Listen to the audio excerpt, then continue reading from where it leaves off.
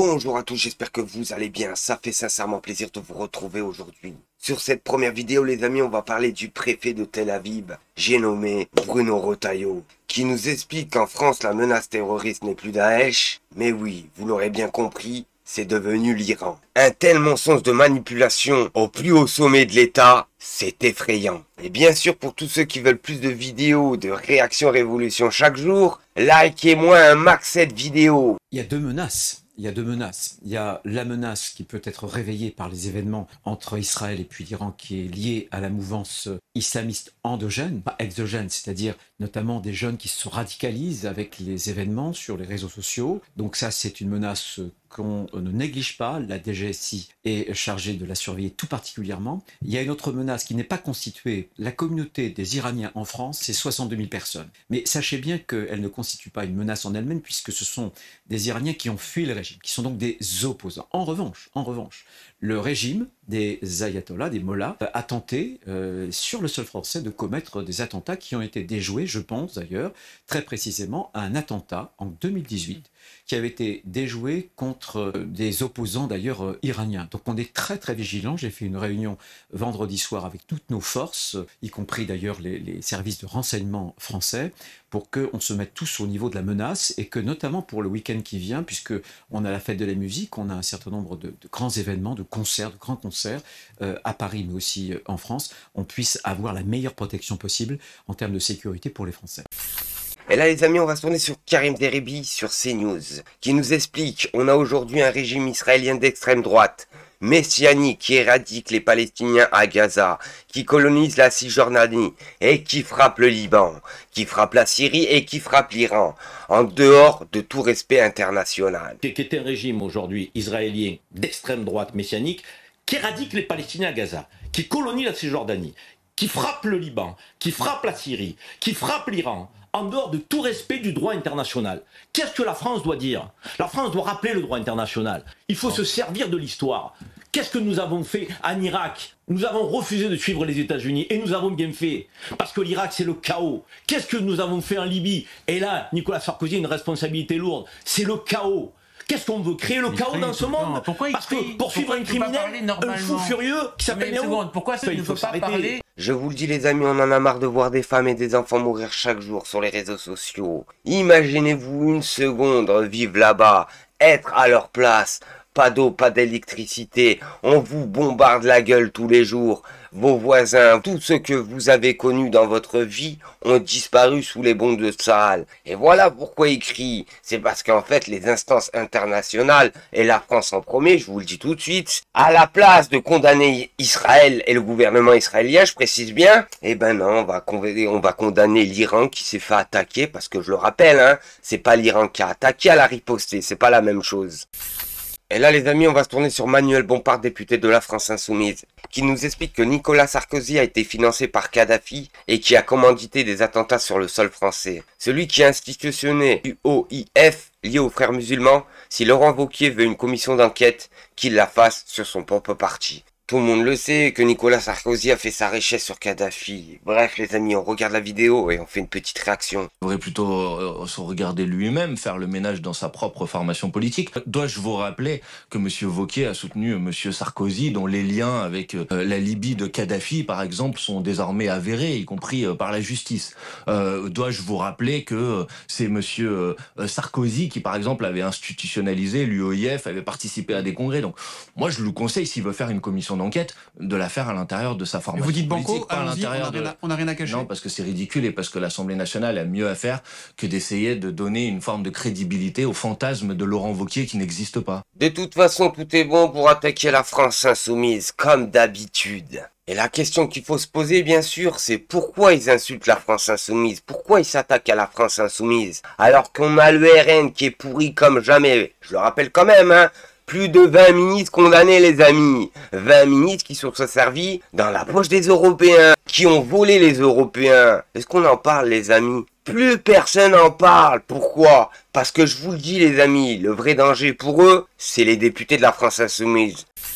50e plateau télé pour l'ambassadeur israélien juste cette semaine, les amis. Et ce qu'il nous dit, c'est que l'Iran est très méchant d'avoir tiré sur un hôpital en Israël. Alors que eux, ils ont rasé, je le rappelle quand même, tous les hôpitaux de Gaza. Le plus important au niveau de victimes, pas obligatoirement, mais elles sont très importantes parce qu'un hôpital a été touché et des habitations ont été touchées. Il faut comprendre que les missiles iraniens sont précis. Ils sont très précis même, à un niveau d'un radius de 30 mètres. Donc ils savent exactement ce qu'ils font. Quand ils tirent sur un hôpital, le seul hôpital de Beersheva qui sert tout le sud de Beersheva pour disons, la population bédouine, la population du sud de Beersheva, etc., ils savent exactement ce qu'ils font. Ils ont touché un bâtiment spécifique, qui est un bâtiment, le bloc opératoire de cet hôpital, en sachant exactement ce qu'ils faisaient. Ils ont tiré aussi sur Ramat Gan. C'est un quartier à l'extérieur de Tel Aviv, personnellement à 500 mètres de la maison de ma fille, et en sachant exactement ce qu'ils faisaient. Vous êtes en train de nous dire ce matin, monsieur l'ambassadeur, que l'Iran a sciemment ciblé un hôpital et des civils. Tout à fait. Tout à fait, c'est ce qu'ils font depuis le début. Ils ne peuvent pas dire qu'ils ne savaient pas, ils n'ont pas bien visé. Ces missiles sont très précis et ils savent exactement ce qu'ils font. Alors leur but est de tuer le plus de civils possible. Là, c'était carrément sur un hôpital, donc vraiment, c'est des gens qui ne pouvaient pas bouger. Je vous l'ai dit, les amis, que c'était hallucinant. Alors Israël peut se permettre d'attaquer sur des hôpitaux, se permettre de bombarder des hôpitaux, peut se permettre d'attaquer des ONG, peut se permettre de bombarder des journalistes, peut se permettre de bombarder des quartiers civils et anéantir totalement des quartiers. Mais attention les amis, quand à leur tour on touche un de leurs hôpitaux, tous les médias à l'unisson sont là à crier au scandale. Qui dit ça les amis? Quand c'est pourri, c'est LFI. Oui, c'est bien celui-là, le porte-parole du RN, Julien Odoul, qui vient se mettre à genoux devant le gouvernement de Benjamin Netanyahou en expliquant si demain le diable attaquait Israël, LFI lui donnerait un prix Nobel. Et il s'attaque ensuite à Alma Dufour en expliquant elle n'aurait jamais dû rentrer à l'Assemblée nationale. Pas besoin de vous dire que les députés du RN sont pourris jusqu'à la moelle comme les députés macronistes. Et ce qui gère le mieux, c'est faire la serpillière. J'ai le sentiment, honnêtement, qu'ils sont aveuglés par leur haine. Alors moi, je mets un point d'exclamation. Quand c'est pourri, c'est LFI. Et effectivement, il n'y a pas de surprise. Demain, le diable attaquerait Israël. LFI demanderait le prix Nobel de la paix pour le diable. Voilà, c'est comme ça. Moi, la seule surprise qu'il y a dans cette affaire, c'est que Madame Dufour ne devrait pas être à l'Assemblée nationale. Elle est à l'Assemblée nationale parce que les macronistes ont donné leur voix pour l'élection de cette députée d'extrême gauche. Le candidat du Rassemblement national était arrivé largement en tête aux législatives en 2024. Il aurait dû gagner si le candidat ne s'était pas désisté en faveur de Madame Dufour. Donc il faut aujourd'hui que les macronistes, Gabriel Attal, Monsieur Macron, Monsieur Barrot et d'autres en tirent aussi les conséquences. Ils ont fait entrer 72 députés d'extrême gauche et potentiellement 72 députés antisémites qui aujourd'hui perturbent l'Assemblée et déversent la haine contre nos compatriotes de confession juive. C'est surtout leur responsabilité. Et là les amis, mauvaise nouvelle pour les Occidentaux. La Russie a rejoint l'arène. Poutine met en garde l'axe occidentaux sur les actions au Moyen-Orient. Il s'engage à protéger ses alliés. Et pas besoin de vous dire que l'Iran en fait partie. La Troisième Guerre mondiale a bel et bien débuté, qui n'est autre que les BRICS contre l'OTAN. Mes chers compatriotes, mesdames et messieurs, chers membres de la communauté internationale, je me tiens devant vous aujourd'hui pour adresser une situation des plus graves, une menace qui pourrait avoir des conséquences catastrophiques, non seulement pour les pays concernés, mais pour l'ensemble de notre planète. Le comportement belliqueux d'une nation, en l'occurrence les États-Unis, et les déclarations irresponsables de leur leader, Donald Trump, mettant en péril la paix mondiale, ne peuvent être ignorés. Ah oui, parce qu'en fait là, t'as Trump qui s'est permis de déplacer son armée en menaçant les Iraniens. Alors là, c'est gravissime. C'est quoi le rapport avec les États-Unis là? Normalement, logiquement les amis. Tout simplement parce qu'en fait l'Iran est encerclé de bases américaines. Et la question qu'il faut se poser, c'est pourquoi il y a autant de bases américaines autour de l'Iran? Tout simplement pour déstabiliser l'Iran. Et c'est pour ça que Poutine se mêle à la bagarre. Il a été récemment rapporté que les États-Unis, sous l'impulsion de leur président, ont évoqué la possibilité d'une action militaire directe contre la République islamique d'Iran. Une telle menace est non seulement imprudente, mais elle risque d'embraser toute la région du Moyen-Orient, voire d'entraîner des répercussions à l'échelle mondiale. Nous ne pouvons pas tolérer de telles déclarations sans réaction. Nous sommes à un moment crucial de l'histoire où chaque parole, chaque geste a un poids énorme. Le monde a connu de nombreuses guerres, mais les leçons de ces tragédies semblent souvent être oubliées lorsque certains dirigeants prennent des décisions sur un coup de tête. Il est impératif de rappeler qu'une guerre contre l'Iran, comme toute guerre, ne signifie pas seulement la destruction des infrastructures et la perte de vies humaines, mais l'effondrement de tout un équilibre régional fragile, l'embrasement de nouvelles tensions internationales et un bouleversement de la stabilité mondiale. La situation au Moyen-Orient est déjà extrêmement complexe. Les interventions étrangères dans cette région n'ont eu pour effet que de déstabiliser davantage les pays, de nourrir des conflits interminables et de créer des souffrances humaines sans fin. L'Irak, la Syrie, le Yémen en sont des exemples tragiques. L'Afghanistan a payé un lourd tribut à la politique d'intervention militaire. Et aujourd'hui, certains veulent répéter ces erreurs dans un autre pays. Mais oui, mais bien sûr. Attendez, ils ont rasé la Syrie, la Libye, l'Afghanistan, l'Irak. Ah, maintenant, t'as la Palestine, bien sûr, parce que la Palestine, il reste plus rien. Ils veulent... là, ils sont en train d'attaquer le Liban, l'Iran. Oh, au bout d'un moment, c'est qui va les arrêter? Et c'est pour ça que Poutine, il se mêle.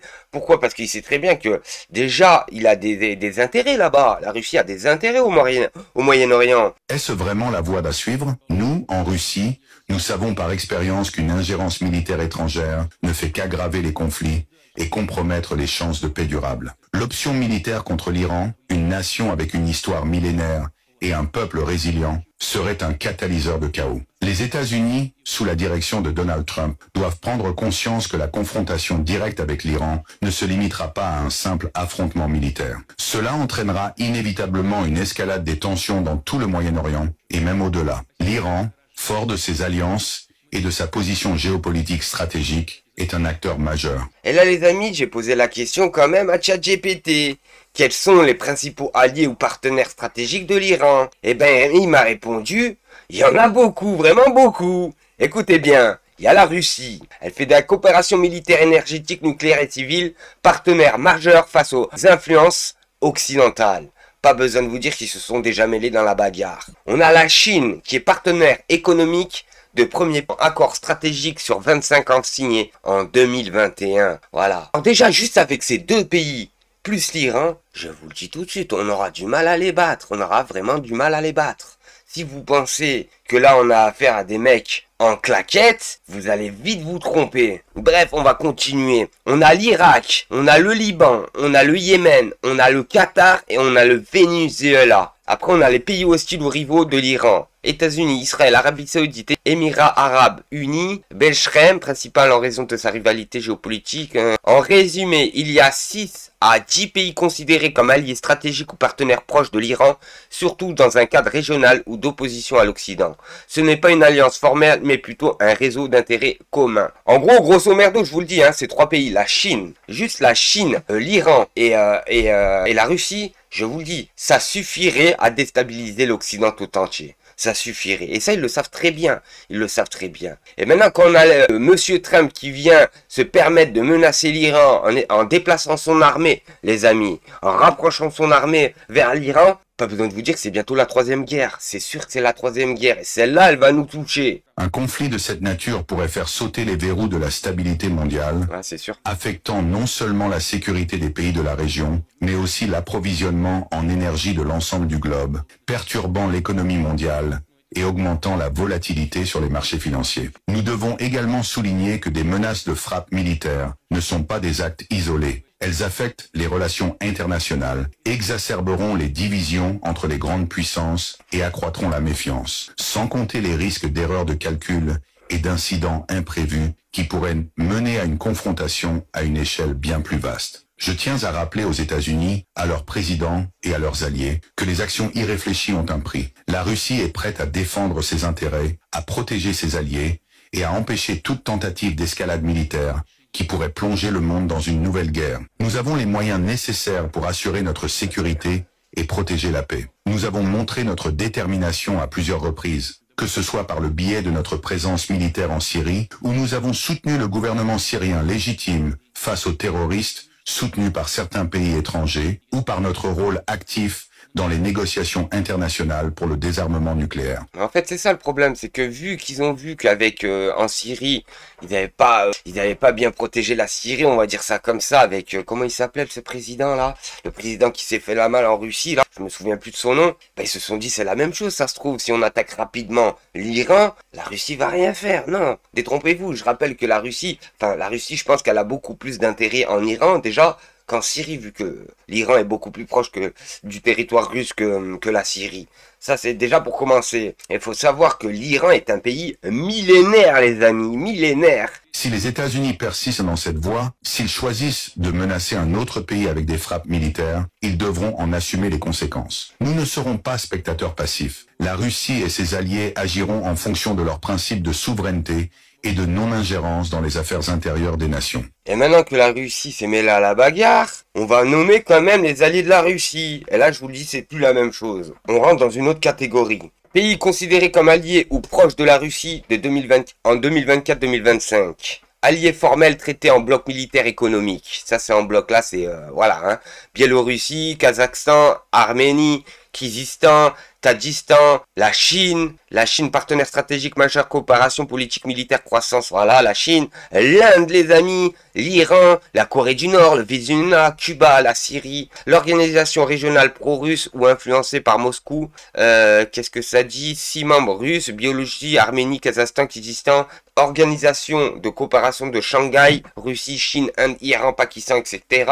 Relations diplomatiques mais non alliées, certains pays d'Afrique, d'Asie, en Amérique latine, exemple Mali, Burkina Faso, Égypte, Soudan, le Nicaragua, coopérant avec la Russie pour des raisons militaires, économiques ou idéologie, mais ne sont pas officiellement alliés. Alors pas besoin de vous dire les amis, qu'ils sont plus nombreux que nous. Ils sont plus nombreux que nous et plus armés que nous. Alors pas besoin de vous dire que cette troisième guerre, on risque de la perdre si ça continue comme ça.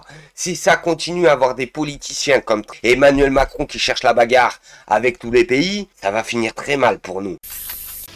Et maintenant, qu'est-ce qu'on fout? C'est qu'on fout.